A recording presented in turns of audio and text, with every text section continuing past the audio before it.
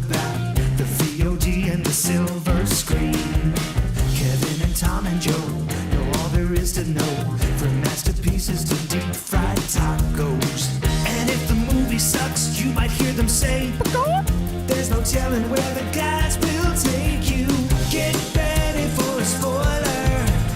Won't say it twice, cause we already warned you. Better watch out, it's gonna ruin the plot. Real spoilers. Real spoilers.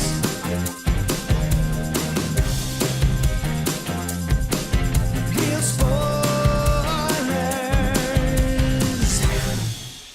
Broadcasting from the lush but not lavish studios located in the basement of the O'Keefe Institute for Advanced Film Snarkitude, usually. It's Real Spoilers, episode 735? 4. 4? That's what I said. 3. He'll fix it in editing. I'm Two. sure. Yeah, right. He'll edit this out. 1. Just, yeah. We have AI now. It doesn't matter. Yeah. Shazam, Fury of the Gods. I see what you did there. I'll allow it. Yeah. Don't bleep that one. Gotta let Can we that just one do through. Can we just do 60 seconds of suck and then just tell stories of old? I don't think this one deserves 16 seconds of suck, but it is. Oh, it doesn't even deserve. I tend to agree. Maybe it doesn't. Oh, man. All right. Quick shameless plugs before we begin. Oh, wait, we got to introduce ourselves. Let's go around the virtual table because one of us is not in the country this week. It's not me. I'm in the country. This is Joe. It's Well, not you're me. not allowed to leave. I'm in the country. Oh, geez, you ruined the whole thing. It's not me. I'm in the country. It's Kevin. And it's Tom. I'm not in the country. Tom's the only one that can afford to leave the country. Yeah, right. The rest I'm of us are like, fleeing. I guess I'll go to somewhere in Missouri for vacation. Hey, dip into the clip out fund and let's get to the Bahamas. I did that We're in last year. St. Martin, actually. Oh, okay. This So week. this week, Yeah, you jet setter. yes, very much so. It's weird because like half the island is Dutch and half the island is French. Oh, interesting. Yeah, and so when I landed, my phone was like, "Welcome to the Netherlands," because I'm on Netherlands soil. Is that right? So yeah, Oh, interesting. I think it's kind of like how if you go to the Virgin Islands, you're still technically I guess that's true. in U.S. soil, you know? Yeah, that's fair. Or Puerto Rico, something like that. But okay, so we've done that. Now let's do shameless plugs. Don't forget we're available on Apple Podcasts, Spotify, Google Podcasts, wherever you find a podcast. You can find us while you're there. Be sure and follow us so you never miss an episode. Maybe leave us a review. That's always helpful. You can also find us on Facebook, facebook.com/Real Spoilers. While you're there, like the page, join the group. The group is titled the League of Show Sharers because we're hoping you'll share an episode. People who were kind enough to share an episode last week include Chris Falls, Ralph Tribble, Julianne Jordan, Phil Timon, Travis Tewitt, Gabriel Lugo, Tammy Lynn Powers Betts, Chris Magic Man, Christopher Rex, Josh Rosen, Heather Sachs, James Install, David Rojas, Invasion of the Remake, Batman Rye Guy, Dissect That Film, Spoiler Piece Theater, Ryan Terry from the Forza Crowd podcast, Jason Weesey, Mike, and Oscar, Matt Naglia, Vertigay 314, Binge Movies, Nostalgia Cast, Ronnie Castle, In Session Film, Feelin' Film, and Geek to Me Radio. So We have thank a you very much. review. We have a new review. Oh. Holy cow! I do. News your review coming right at you. That's Let's right. hear it. This is from it's Joe Miller 123. 5-star reviews, constantly entertaining and hilarious. It is rare that I can quote a whole podcast intro word for word every episode, but here we are. Real Spoilers keeps me entertained for 30 hours a week at my cleaning job, and I still got a bunch of episodes to go. As a horror fan, I will just re-listen to their horror movie episodes because I love hearing their funny commentary on some of my favorite movies/franchises. Boy, do we have a Patreon for you. Wait a yeah, right? Yeah, no no joke. kidding. Speaking of, Halloween Ends sucks. Sorry, Joe. Yes. This guy's okay. I know, he's all right. He's our new favorite listener. That's right. Anywho, you guys rock and keep them coming. So thanks, Joe Miller 123. That's super Thank cool. you. Yes. Say hi And to thank Joe you Miller 1 through 122 for us. That's right. That's right. Yeah, and thank you for ruining our Joe's self-esteem. I'm used to it at this point. So, also we have, speaking of Patreon, we have a Patreon that you can join for $5 a month. You get all sorts of bonus content, and we like you extra. And finally, don't forget, you can watch all of these episodes on YouTube. So.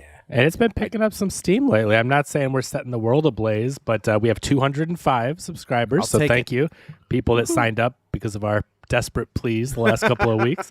And the episodes are getting a few hundred views per time, where they were like in the 30s and 40s for a while. So it's great. That's awesome. Awesome.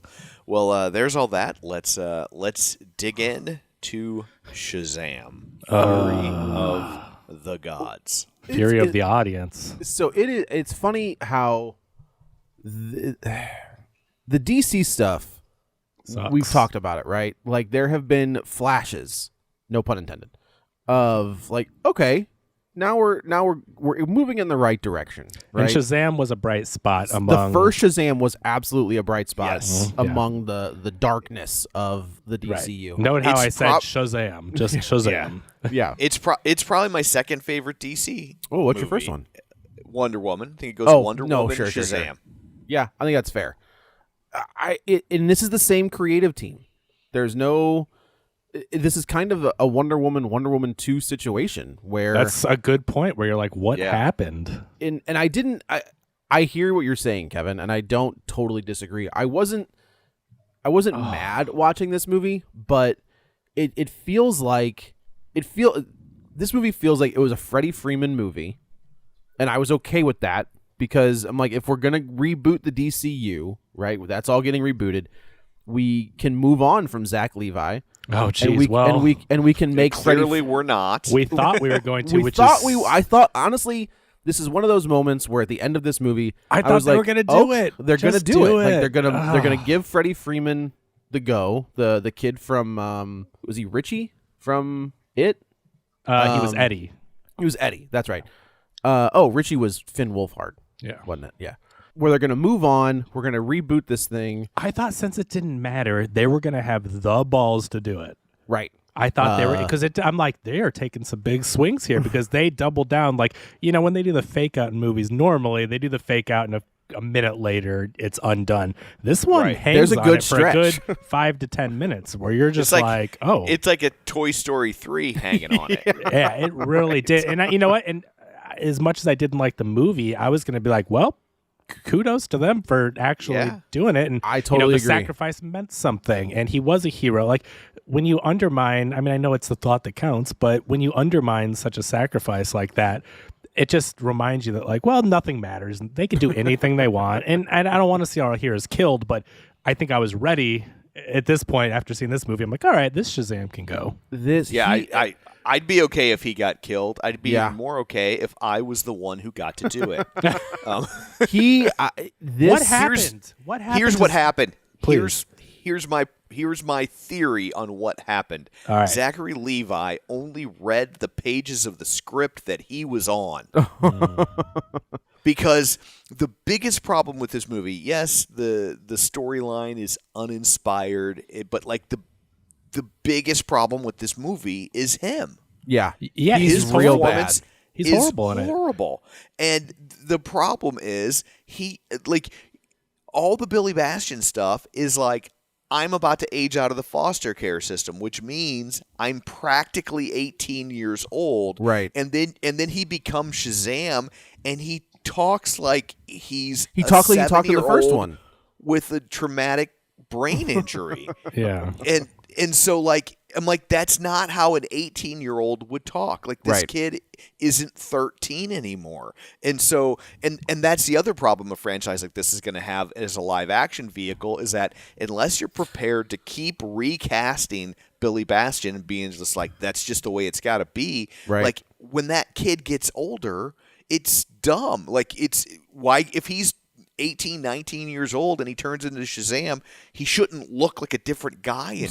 Yeah, right. He Yeah. should still have, and that's what I think. I think the Freddie Freeman. That's what I mean. Is like the Freddie Freeman character feels like he has grown up, right? Like he is still kind of the same like rambunctious, into the superhero stuff kid that we see in the first one, but there is a level of maturity that he has as we see him here.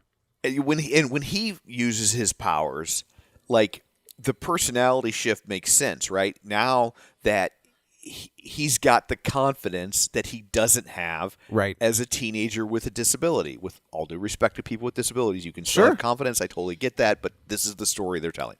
And so, like, that character, when it flips to the Shazamified version, like, makes sense. Where when our core Shazam flips, and you get Zachary Levi, it doesn't make any sense. His performance makes no sense. And what's even more frustrating, like, I get the first one was great. Zachary Levi's a name. I get from a business standpoint them wanting to keep him around and try to retcon this.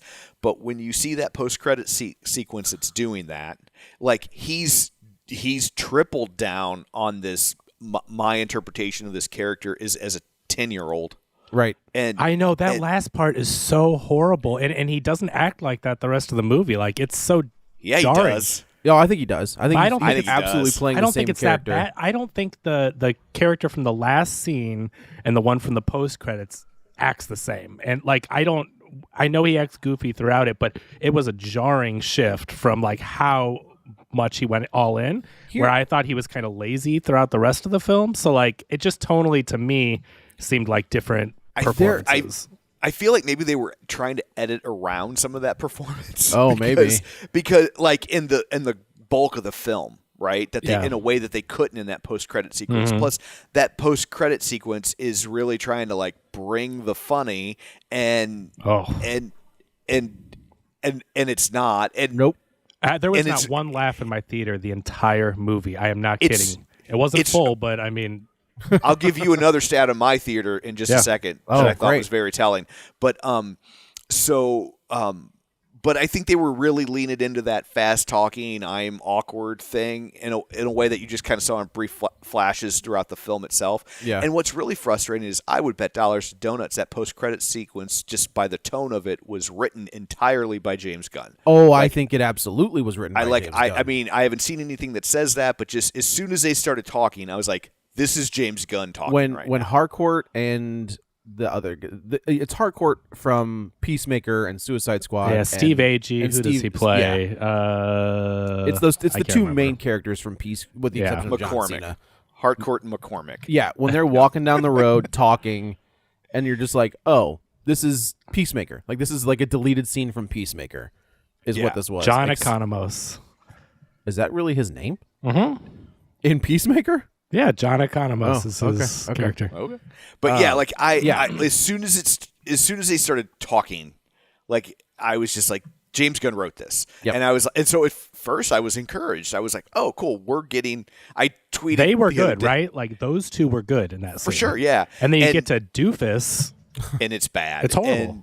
And I tweeted out about this, about Shazam, and I said, MCU cameos and post-credit sequences are there to set up what's coming next. Right. DC cameos and post-credit sequences are there to show you who still has a job.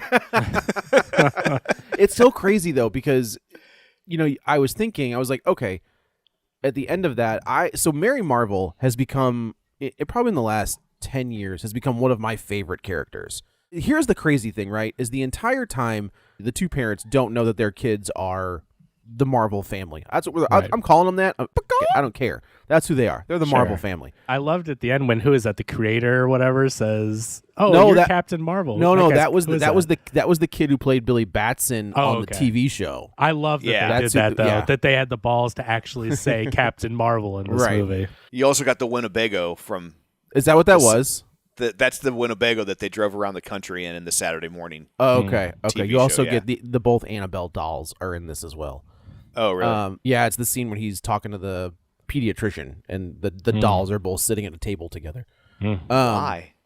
So David Sandberg, I think, directed the first Annabelle, or the first two Annabelles, I think. Oh, real quick, I never gave you my theater anecdote. Oh, yeah. Before we move away from that.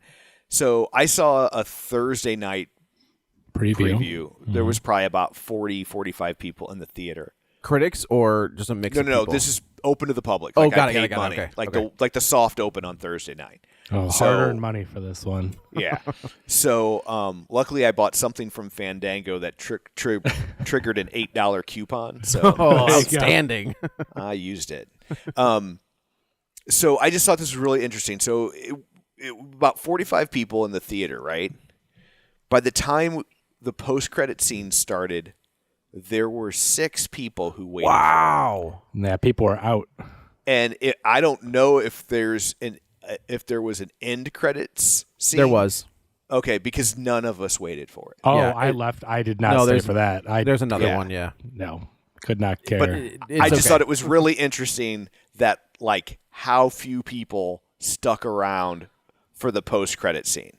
This is the advantage that I think James Gunn has is Marvel has become such a staple and mainstay in film going, and we know at the end of Marvel stuff. I don't think there's ever been a Marvel movie where there hasn't. The only thing maybe at the end of Captain America, but I think we got the Avengers trailer. You got the Avengers trailer. You didn't act because everybody stuck around hoping that they were going to get a glimpse of what the Avengers was going to look Something. like, and we got Oh, the and, trailer. and we got it. Yeah. So they have conditioned us to stay, and we're gonna stay. But we had no already matter seen what. the trailer, so it was a Oh, lot. had we? Yeah, people were just like, "Oh, the trailer." Oh, okay. Yeah. So the advantage I think that James Gunn has is there's no goodwill for the DC characters, right? He basically has a clean slate to do whatever he wants, and nobody's going to be, well, some people are going to be, why isn't this like the stuff from before? But he can do whatever he wants, and nobody's going to Wait, remember is what came before it. Bullwinkle reviewing films? I mean, Yeah, is some that- of the Snyder bros kind of feel that way. But Man, he I'll can- tell you what. I'm so excited for them to reset it. But with that being said, as little excitement as I had for this movie, I Yeah. really enjoyed the first one, and I was the first one's 100% really good. 100% willing to give this movie a chance. I was willing to go in, be entertained, but man, I could not believe how bad this movie is. Okay, this is what I was saying, is we talk about how the parents don't know their kids are the Marvel family. Totally fair, right? Captain Marvel Jr. doesn't look like the kid. Billy Batson doesn't look like Shazam. But Mary Marvel is the exact same actress. Is it? Because I was wondering. I couldn't. It is. She looks She's the, so. Okay. It's the same actress. Well, So that one's pretty. when Mary walks into the bedroom and it's the same woman and they're like, wait a minute, what's going on? It's I'm like, pretty well, sure her hair is curled a different way. Yeah, right? it's That's like how it's it- the got a- same. she- It's the She got a blowout, right? Like so. well, that makes that's difference. a different movie altogether. Yeah, I don't want to hear Joe complaining that when a character does their hair a little bit different, no one can I'm not doing recognize them. Don't. Put on glasses, Especially walk in a DC movie. yeah, I know, That's right, what I'm right. saying. Exactly. Put on some glasses, walk with a little bit of a hunch, and nobody will ever know. But yeah, it was just like, you parents are dumb. Like, it's the same woman. It's the exact yeah, same but person. Joe, come on. I'm not going to let you stand here and tell me in a DC movie that these people are dumb. If we can say that about them, we have to Yeah, be I mean, equal playing field. at least Clark puts on glasses. Oh, okay. I mean, no. I would say those people are dumb, Joe. You can't. She's a Pulitzer Prize winning journalist, Kevin. She's not dumb. I know, which is why it should be very easy to figure out. But she does say tinkle. She does say tinkle. But But but in the defense of the movie, like, because there's a lot you can bag on this movie. Sure, for, sure, but sure. That's just kind of a trope of Exactly. superhero stories, right? Of like they have a secret identity and the you just accept it. a rational, normal human being at some point is going to be like, hey, wait a minute. I mean, Joe, they all but, work. yeah. They work in the Daily Planet next to Clark. You seriously can't say like those parents are any more dumb than the people that work there. It's the exact same situation. Clark is better at hiding his identity Okay. rather than I don't know, anybody else. All right. But yeah, it's James Gunn it feels like he was trying, I don't know, if he was trying to, or because this is produced by Peter Safran, who is also like the co-guy at DC now. But there's been no announcement of and I just wonder if parts of this was, because we see the Justice Society in Black Adam. Like, they show up, and now where they're referenced again here. Well, I think they're changing the end of all these movies, right? So they did a lot of reshoots for The Flash. I'm sure this was a tagged on thing. Like, so now Safran and Gunn are coming in and they're tagging on their part to set up. I mean, they're being smart about it. They're doing the Nick Fury thing, right? They're setting up what's going to happen. So this was, I don't know what the original was supposed to be, but this is clearly them setting up for their plan. Yeah. I had totally forgotten that we saw the Justice Society in Black Adam. Well, we saw a version of it. I don't know. Yeah. Also, I'm just saying, like, I totally forgotten it had even been mentioned. Like, until you just said it. I, like, walked out going, like, oh, they're going to do the Justice Society. Right. Like, forgetting that the last movie I saw was entirely about the Justice Society. That's pretty good. And Joe, you got to remember, so like Safran's a producer on this, but the reason why he got the co-CEO of DC Studios job is because he was already a producer on these other DC movies. So is that right? He was a producer on Shazam 1. Oh, okay. So he was a producer on Aquaman. Was he a James Wan guy though? I think he did. Yeah, I think he did do James Wan stuff. He was a producer on Aquaman, producer on the Suicide Squad. Which that Aquaman movie is just getting hammered. He was a producer. If you go back, I'm sorry, Joe. It's getting tritoned. Oh, you're right. You're absolutely right. Tridented. He's a producer on The Conjuring, Annabelle, The Conjuring 2, The Belko Experiment. So there's his James Gunn connection. There it is. Yeah. So anyway, so he's been around for a while, and that's, it's not like he's on this one just because of the other stuff. No. But, Sure. Yes. But that's why they're shaping it. So, I mean, to their credit, I mean, it's nice to see them building up the plan and planting those seeds like Marvel was doing. But I don't know, when it comes on the heel of a movie this bad, which they obviously didn't want it to be, but the setup isn't that exciting because you're like, oh, I've never not wanted more of a character before. You know what I mean? Yeah. I will say, this is like, in all these superhero movies, I've always felt, even the bad ones, the casting has been on point. Sure. Right? Like I didn't like Black Adam, but I didn't blame The Rock. I blame a very bland story. Right? Yeah. Right. And also, the Rock fits that role perfectly. Absolutely, he does. Yeah. And this is the first time that I really feel like Zachary Levi shouldn't be this character anymore. No. He was great in the first one. This was bad, and I just feel like nobody had the balls to be like, dude, have you read the other pages of this film? But also, have you read what you should be doing? Have you read anything with Shazam in it? Probably because not. He doesn't, like, the character, for the most part, does not act this. He acts the best interpretation of this character that I've ever seen. There's DC was doing like showcase shorts. So they would do their animated film, and then they would have like a little 15-minute, 20-minute cartoon at the beginning of that, featuring a different character that probably couldn't maintain an hour and a half movie, right? Okay. So you'd get a Catwoman one, you'd get a Green Arrow one, you'd get like a Spectre or Jonah Hex. They did a Superman Shazam one that had George Newbern, who was the voice of Superman throughout all of the Ds with the exception of Tim Daly, and they had Jerry O'Connell do the voice of Shazam. And he nails it. He nails the tone of like the kid as this adult who knows what he's doing, but also he's still a kid. He's fighting alongside Superman, so there's like a little bit of like, starstruckness, and he nails the tone. Where this one is like, it's so completely different. And I just want to know what happened to Zachary Levi, because he was so good in the first one. But like Tom said, I watched this one and I'm like, cast someone else. He's horrible in this role now. He overdosed on ivermectin. I just don't know. But he seems like a different person in this movie. He does. Especially because it's like, with this being a sequel, then Shazam should be better at being Shazam, not worse. I even think the kid that plays Billy has more of a character turn than Shazam, right? The kid that plays Billy which makes Zachary Levi's performance all the more jarring, because which is why I keep going back to, did he read the other stuff? Because what's going on when we get Billy Bastion is nothing like what Shazam is showing us. Right. Well, that's what I'm saying. By the end of the movie, just to skip aside from the plot, when he's like, I'm going to make this sacrifice, and I'm grown up now, and you'll always be our family, and you're not going to age out. All this stuff happens. And then you get to the post-credit scene, and he's acting a fool. And it's like, those two aren't the same.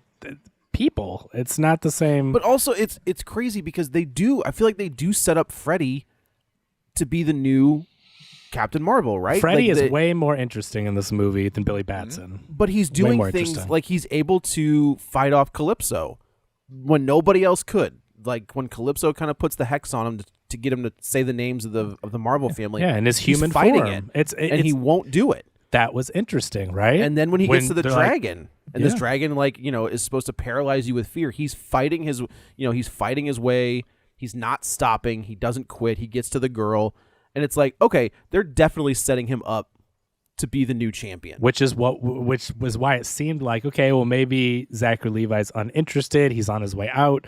And so that's what's so weird. You know what? I wonder if maybe he was kind of on his way out, and then James Gunn said, "Oh no, we can use you as connective tissue." And so I wonder if Zachary Levi was playing this as though he was kind of the side character in his own movie, and then he kind of was. But then the ending changed, and now it's so jarring because it's like, oh no, wait a minute, this was like a movie to set up bye-bye, and then because the character is different at the end of this movie, right? Like he's earnest and he is kind and he's brave and he has that. I think the speech at the end with the mom is really good. I think Billy Batson, right? Well, Billy Batson, but then at the end with Freddy, where they're both talking through the bubble. I think that was really good. And then I think his performance in the final fight is good. Like that feels like, okay, this is the captain. This is the Shazam that I've always known. And then when he dies and I was like, okay, fine. I think this is fair. And then the random ass, we're just going to spoil it now. The tease that it was Gal Gadot in a dream. And then we get her here as Wonder Woman. That was like, bad. That felt so tacky. Was that she supposed to be a cool reveal? Because man, that was cheesy. I mean, obviously, yes, it was supposed to be a cool reveal. But it's so blatantly obvious she was not anywhere near the rest of that cast physically. Not at all. I mean, like normally to see shots that bad, you have to see like the twin sister on Bewitched, right? Like it's I'm like not since the Patty Duke show has cinema showed us such great footage. It was just so bad. I think what they should have done is played into the cameo at the end of the first one, right? It's Superman standing there, but we know it's not Henry Cavill. You don't see his head.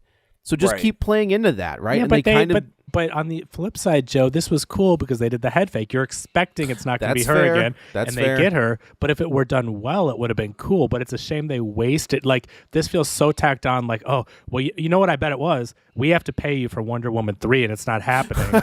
Seriously, come do this cameo. I bet they had her signed on for one more. They had to pay her. And one they said, more well, appearance. let's put her in this then and we're paying her for it. So, yeah. But if you're paying her off like to do a Wonder Woman 3, you're gonna use her for more than 2 minutes, and you're gonna make her show up to the set with the rest of the cast. Yeah, I know schedules are different or whatever. I'm just saying, I don't think that normally she would just do a little cameo like this. And I have a feeling it has something to do with either a make good, like, hey, we canceled your thing, we'll pay you to come do this other thing. I do feel like it's a very last minute afterthought of, let's not never see Wonder Woman again. Let's give her one more. See, I felt like it was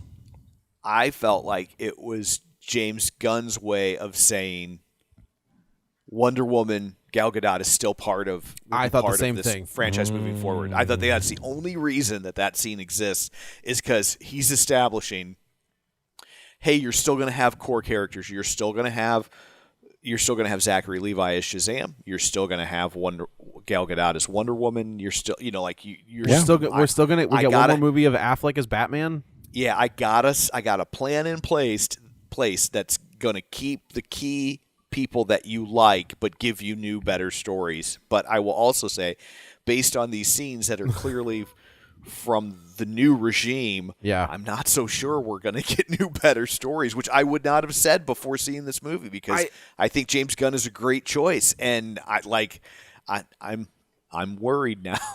This is not a full. I mean, these You're are afterthoughts, and I do think that we've got to wait and see what a full script and a full movie looks like. I think this is them. Seriously, you got to work with Gal Gadot's schedule. You got to work around all these things and say, hey, we're changing things. We have to get this in. This movie comes out in a month or whatever. Right. So, like, they're under the gun.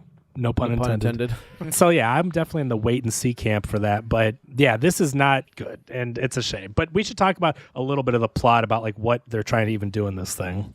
Yeah, so we're introduced very early on to Lucy Liu and, oh, man, my Helen Mirren. Thank you very much. Helen Mirren as the daughters of Atlas, and which is fine, right? Like, this world should live in the Greek gods and all of that good stuff, where they were banished to their realm because a bunch of wizards said, you're too powerful, so we're taking your powers away, and we're going to give it to a champion.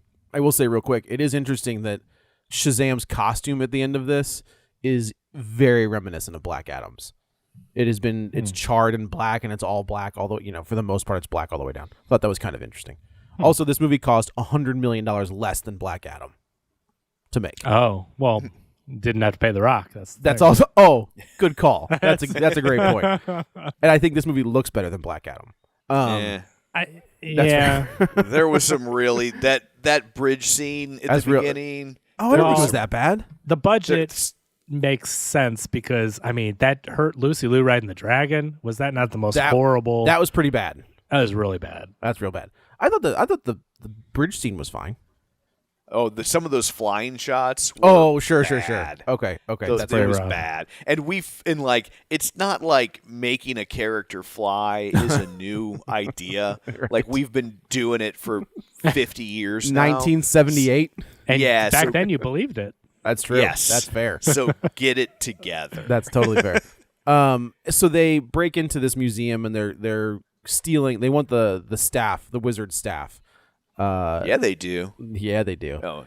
Well, he looks like a pimp at the end of this one. Was that the after credits scene? No, yeah, he was. Yeah, I do like that. Digimon Hanzu was like, I'm not wearing all that again. Like, can I just have my normal face? That one's for Brad. Digimon Hanzu. Yeah, there you go.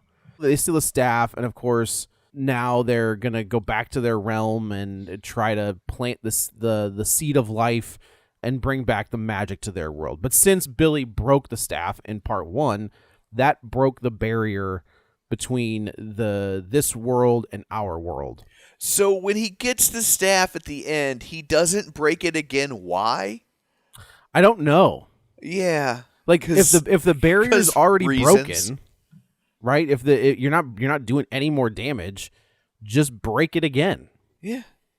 Because they had to have it put back together so it would work. So right. And they're using to steal their power. So as soon as you get the thing, just snap it in two. That was the other thing I thought. I was like, oh, we're going to take away these kids' powers and we're going to take them off the board. That's what we're doing. Like I was surprised when they gave them back. Because they were depowering them one by one. I thought, okay, that's the end. And at the end, they're like, who wants their powers back? And I thought at the end, the other kids are going to be like, no, thank you. But Mary and Mary and Freddie would be keep like, a few. I'll do it, because that's the Marvel family, right? Like, it's Mary, Billy, and Freddie. Like, they're the three. Let me ask you, so when the powers get split between the family, does each one of them only get one of the powers? So in the comic books, that's the way that I believe that it was. I will say, I think Jeff Johns at one point was one of the best writers in comics. That dude could do no wrong. He was writing the JSA that was really good, Green Lantern that was the Flash. Everything you know about the Flash is from Mark Waid and Jeff Johns at this point. This sorry, Kevin, has figured out a way to weave every single one of his stories into the movies. Every single one. Mm-hmm. So this whole Marvel family of the 5 of them, that's a Jeff Johns thing. That's a Jeff Johns idea. Is it New 52? It is New 52. Yeah. And when we get to the Flash, in the Flash movie, the look of Kara, or it's Kara. It's not Kara. It's Kara. Okay. Is the Flashpoint Superman, right? They find Superman in a dungeon away from nuclear or from solar energy, and he's all wasted away and he's tiny. That's exactly what we get we see it in the trailer. Sorry, Kevin. We see that in the trailer of Kara being like depowered and locked away from the sun. So You know And what? I kind of caught the trailer before this movie. I was, of course they're showing it before this one, and I didn't watch the whole thing, but there were moments, and I don't know, when Batman came on screen, I'm like, I'm watching this. I don't care. It's Keaton as Batman. I'm like, I'm here. But that whole movie is Flashpoint. Right. That whole thing is Flashpoint. So I do kind of take a little bit of umbrage with Jeff Johns weasel, and he says he's an executive producer on everything. I think up until the gun stuff. I think when the gun stuff starts, he's no longer. He might be. Depends how much they pull in from his stuff, because they got to give him those credits. If but he is on everything. You can see his fingerprints everywhere, and I'm fucking sick of it. Well, let me ask you this. So when Shazam gives them the powers, and each one of them is supposed to have a power from one of the different gods, does Shazam lose those powers and he only has one, or does Shazam always keep all of them? I think he keeps all of them, but somehow they get. But the other ones get one of each. Just now curious. In this movie, though, that's not a thing. They all have power. They all have the same powers.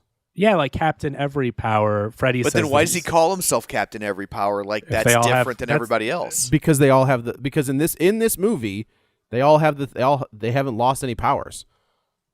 Because I think in the comics, at least, the gal who's purple, the young kid, Darla, the MVP of the movie, absolutely. Both versions, yes, they're the only two that know what they're doing. That's very true. Their performances make sense. I agree. As counterparts. They're both really good, and I actually interviewed Megan Good after the first Shazam. She's doing a movie with Dennis Quaid where Dennis Quaid's insane and trying to he's like a neighbor that's like stalking them. That's Randy Quaid. Oh, I remember that. Yeah. No, that's just Dennis Quaid. He's crazy. But anyway, I interviewed her. She was super nice, but I could just tell talking to her, and she was really excited about it, of course, and being in a superhero movie. And I think she's really, really good. I just agree that she knows what she's doing in the movie. She's there, and she gets the kid when she's saving the kittens and all this. The Taste the Rainbow line did get me. Oh my God, that was the worst. Both times. But as the that really was the worst. That was I'm like I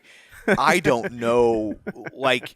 I mean, not since IHOP and Man of Steel have I seen such shameless totally product fair. placement. After we just did an episode on Patreon, we just talked about tropes. I was gonna say when Joe said, I'm like, that is a blatant product placement if there ever was one. But I think if they had done the one at the end with the Taste the Rainbow mother and then cut it, I was like, that one would have been fine. Yeah, they shouldn't have prefaced but they did it twice. Taste the rainbow, because in their contract, Skittles said you have to say it twice, and we'll give you the money. Right. But anyway, I agree. Megan Good plays Darla as the superhero, like she has the personality of the kid. The two feel like the same character, and that's the problem. If you don't read both actors have to read both lines, because they're not going to know how to play it if they're playing it differently, and that is ultimately one of the issues. Now, Freddy, I think, like you said, was good. I think Freddy felt like Give me Adam Brody all day. Yeah, I mean, Adam Brody was playing the character like Freddie Freeman, who did have that confidence, and he knew what the other one was doing, and now, I'm the superhero, and I can get the girl and all this stuff. Jack Dylan Grazer is he's great. The kid of Freddie Freeman. I think he was really good. And it's funny because he's still, the character of Eddie, is kind of has that kind of same style of fast talk and all that stuff. And I do think that he is able to keep that same character, but also make him feel 18. Mm-hmm. He does. He doesn't have the confidence, but he is. This girl is hitting on him, and he's super flustered. And I do like the fact that he thinks about telling her who he is, because what 18-year-old wouldn't tell the hot girl, by the way, I'm a superhero. I'm kind of a big deal. Yeah, right. I mean, his writing for the character and the portrayal felt accurate. It felt like, you're 100% right. If you're a kid and you're trying to get the girl and you're a superhero, hell yeah, there's no way you don't. I mean, it's this kind of the same thing that in the first movie that Shazam was doing, by having the superheroes show up at school and stuff. It's like, when you have that ability and you're a kid that's trying to impress people, that's what you're going to do. Right. The Sisters of Atlas steal the staff. They have a third sister that has infiltrated. So she doesn't know that Freddy is Captain Marvel Jr., right? Right. They just interact anyway. Yeah. And Freddy endears himself to her because he is a good kid. He's got a good heart. And this is Rachel Ziegler from West Side Story. I felt so bad because it's like, okay, you're coming off West Side Story, which was amazing. You're going to be in a superhero movie. Oh, yeah, this is my big break. A Marvel movie? No. I'm like, I just felt bad because I really like her, and I'm like, oh, this is the one. I forgot she was in West Side Story. I knew her from somewhere, but I forgot that's what it was. Yeah. You blocked it out because it was a musical. It was a musical. I was like, I don't want to talk about it no more. But you liked that one, right? I did West like Side that Story one. is It was the one really where it was like, insanely well done. Yeah. Yeah. It visually, technically, it's a crazy movie in a good way. It is. Now that the Daughters of Atlas are basically what happens is they get the staff back, they put it back together. Helen Mirren, God love her, just doing everything she can to play this part in give the best performance she can. I mean, I feel like she's really having fun at this point in her life with these Fast and Furious roles. And this role.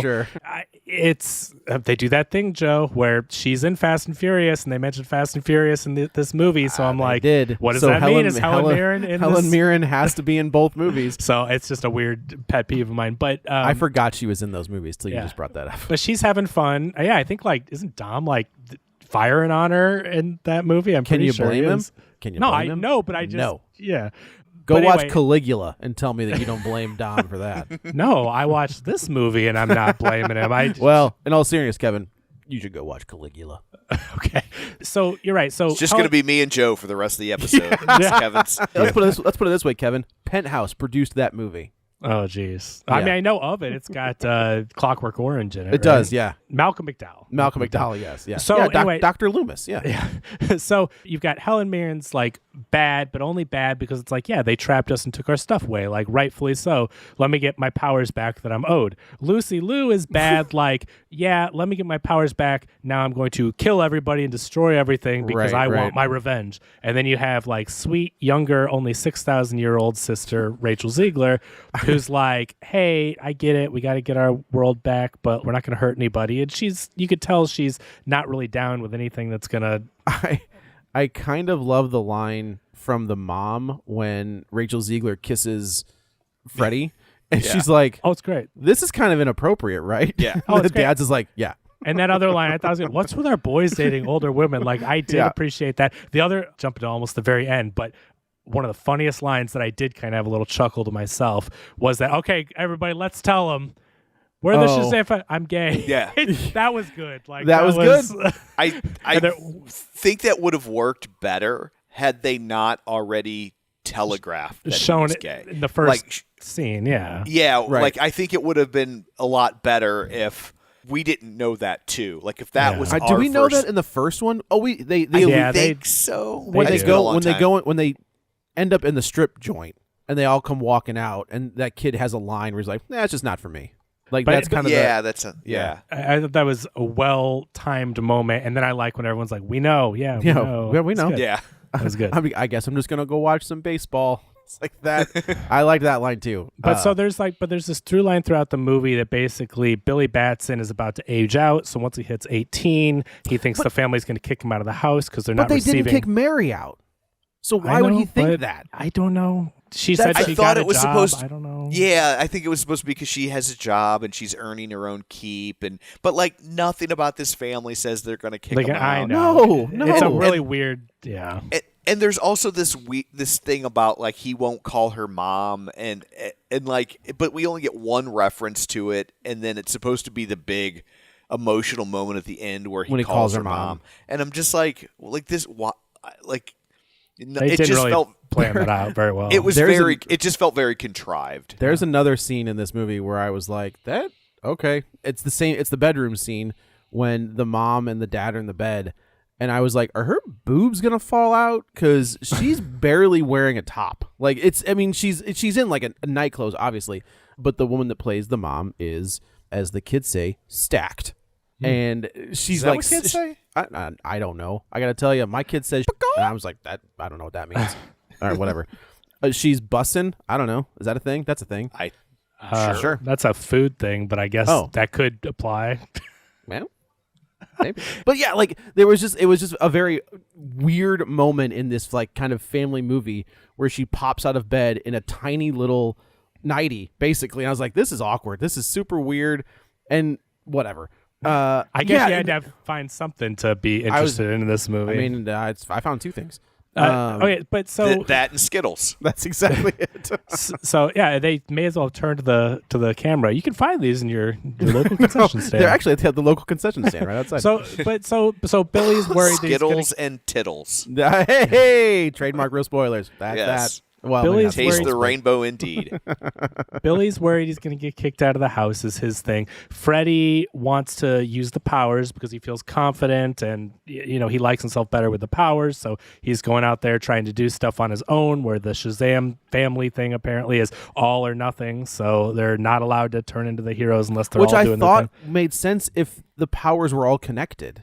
I guess But he if just doesn't want. But if they're like, not connected, in then the first one, the big thing, which was a powerful moment, was Shazam was having his ass handed to him, and then the family shows up and they do Right. it together. So he's trying to continue with that. But I agree, it's weird because it's like, well, maybe they're kids and they do have school and obligations. So if something bad's happening, like maybe Shazam needs to go do it, right? Maybe. Not fight a villain like the big bad, but like stop an armored truck robbery or something. Save a cat from a tree. Save the kittens, exactly. So I do think that's a little bit of a weak thing with the all or nothing, because they all could use their powers to do little things here and there. But also the city has built up this thing where like every time they try to save someone, they like kind of do it, but then also there's mass destruction, right? So they've been dubbed the Philadelphia failures Fiasco. or something, whatever. Fiasco. Follies. Yeah. I don't know. And so they're like fighting against that to where they've got like this bad rap, but they're out there trying to do their best. Well, what must they think of Superman in Philadelphia?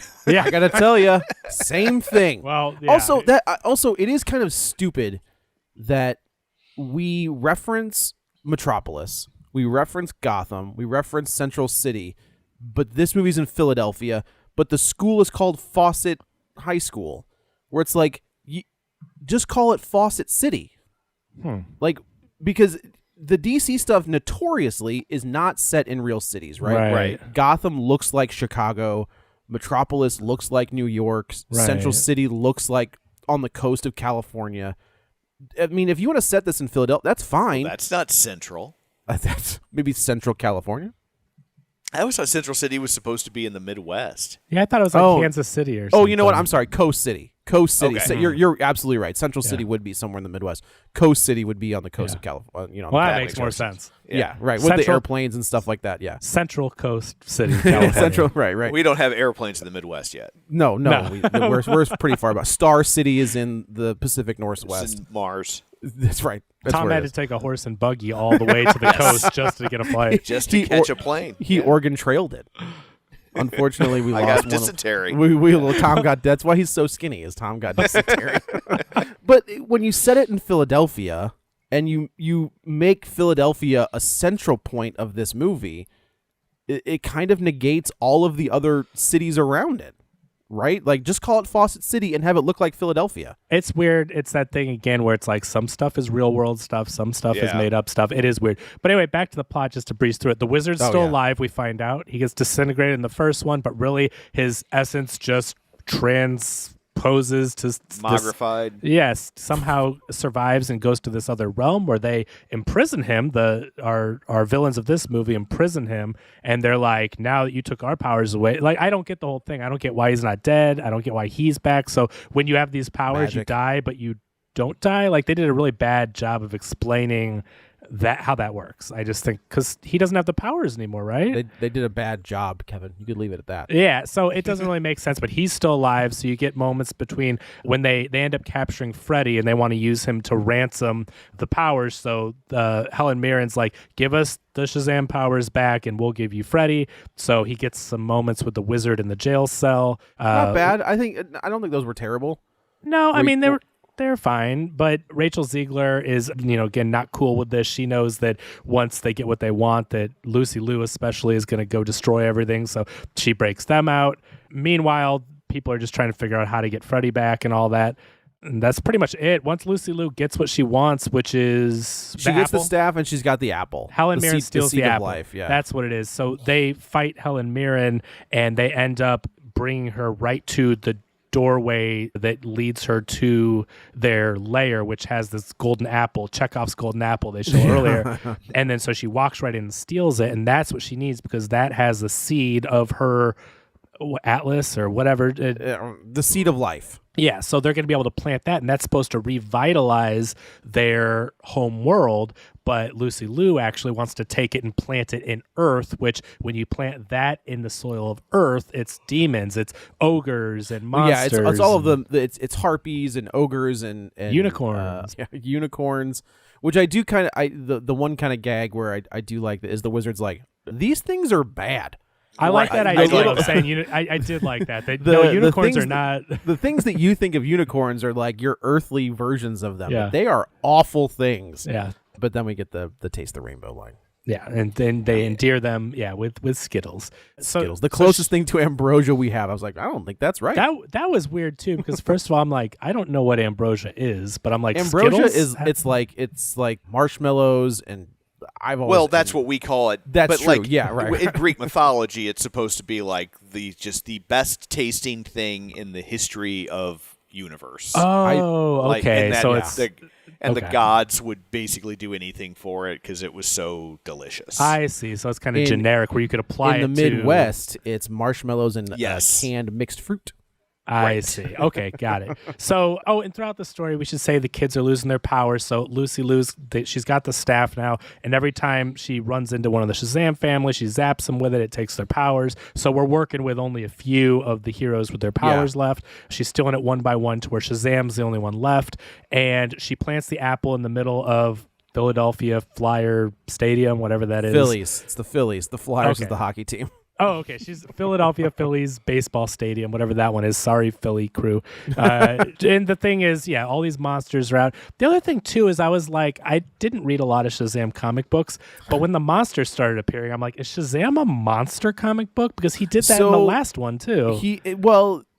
No, it's not a monster comic book, but there are plenty of stories where he has to deal with the Greek gods. Yeah. And, those monsters do show up a lot in like Greek mythology. Remember in the first one with the boardroom and it was really scary monster scenes? But those were the 7 deadly sins. Okay. But these monsters were like dark and creepy too, to where I know David F. Sandberg's a horror guy. Do we really have to go to the monster creepy realm again? Sure. I don't know. It just felt a little bit like, okay, we're doing the monster thing again. But they're hatching, they're destroying the world, and Helen Mirren is going to stop this because she thinks Lucy Liu's going too far. Oh, there's a dragon, by the way. They let the dragon... Also, they killed Diedrich Bader for no reason. Right. Yeah, I was kind of like, man, and Freddie thought the same thing. He's like, what the hell? What was that for? Yeah, I do. The line was like, I forgot how they pop. Yeah, they had him. They like have one of their powers is to whisper in their ears, whisper sweet nothings that hypnotize them, and he walks off a roof. Yeah.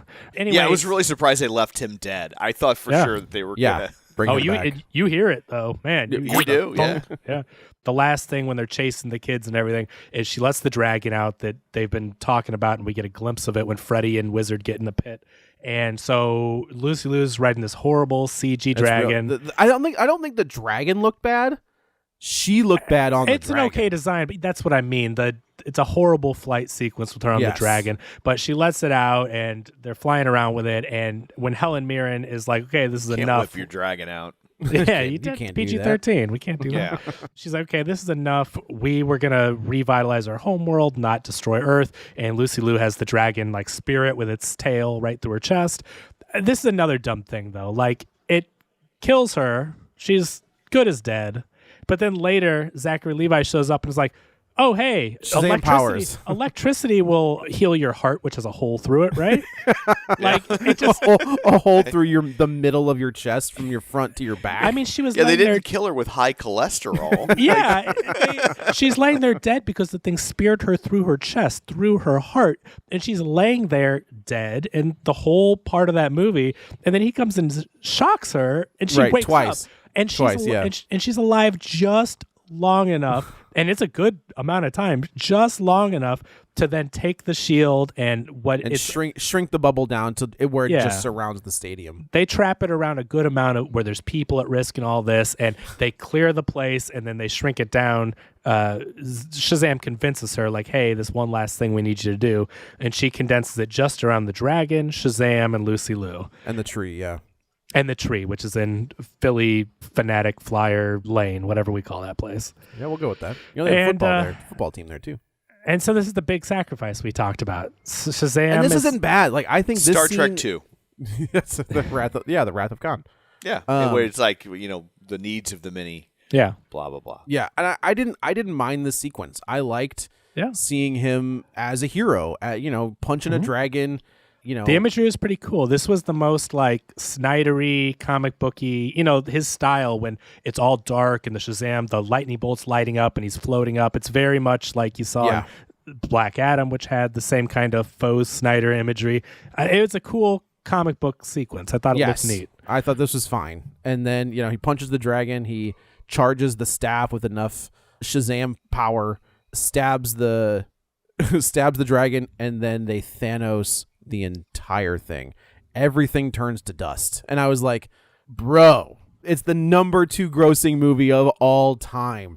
You cannot have your end sequence have all of your bad guys turn to dust. It's like, come on, man. Like, when the big bad dies, her power then takes all the ogres, all the ponies, everything. All the bad guys turn to dust. Or feather, or leaves, whatever. Right? Yeah, but it doesn't matter. You're right. It's the same thing though. Where yeah, and then Billy is dead.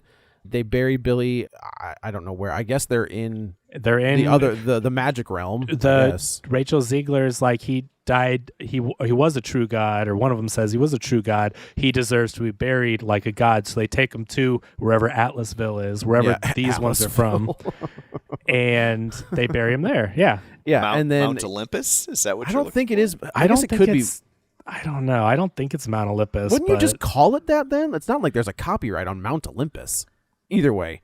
And then they're like, isn't there a god? There are no gods left. And of course, we hear a voice in the background that says there is one. And we get the Wonder Woman theme. And then there's Gal Gadot, who does not want to be there. I think this is a cool moment in theory. It was not well executed. No. But I do agree that all's lost. Your hero's dead. And there's no more gods left, and she shows up, and we like her from her first movie. She's cool, and I do like that you preface that by her first movie, not everything else. You caught that? Okay. Yeah. And it's a cool moment in theory, right? But it's just the way it was filmed, and you could tell it was. But also, it gives you the opportunity. You don't have to bring Billy back. You could say Wonder Woman reignites the staff.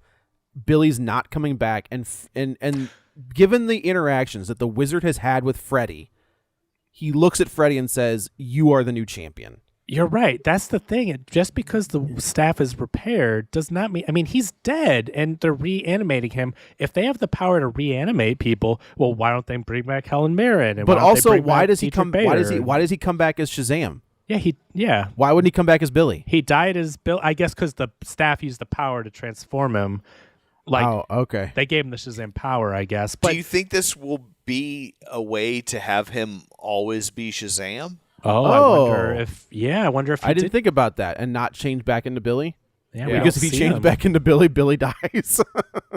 Billy's like he's like the who? God dang it! What was the?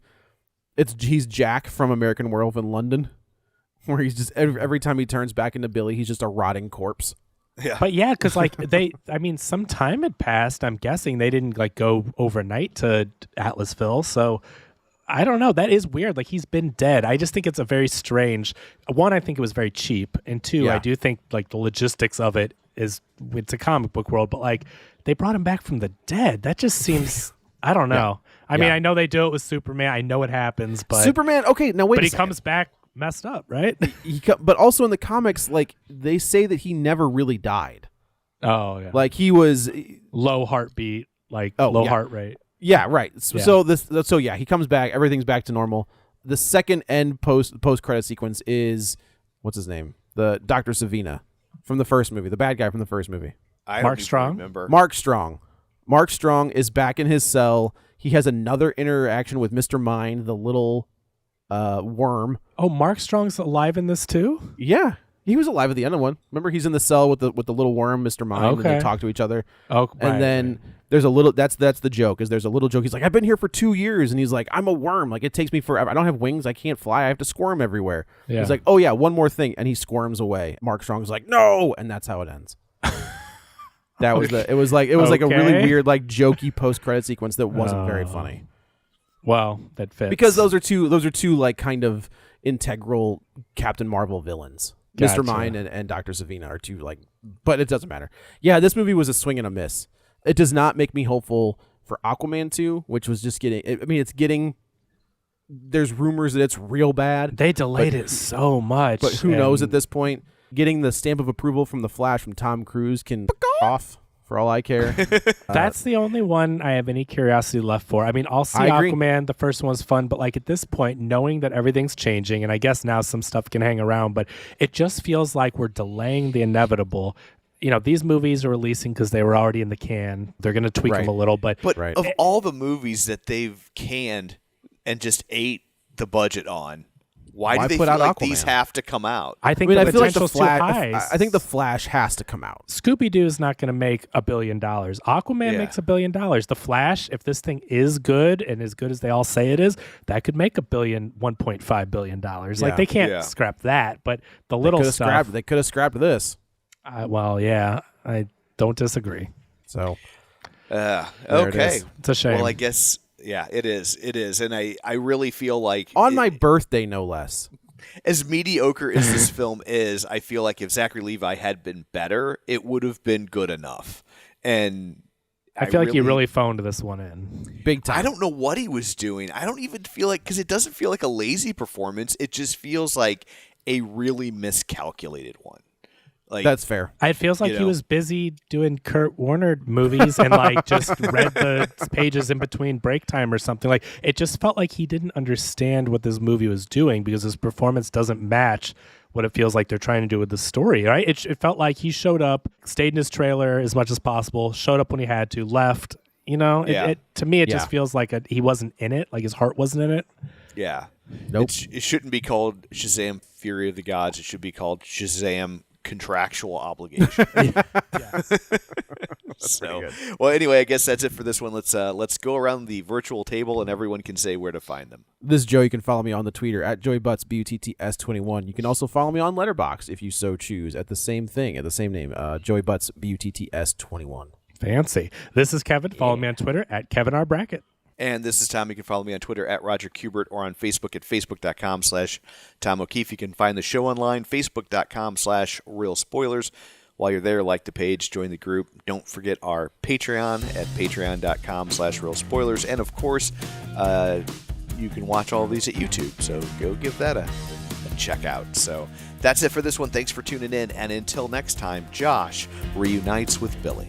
Get ready for a spoiler. Won't say it twice, cause we already warned you.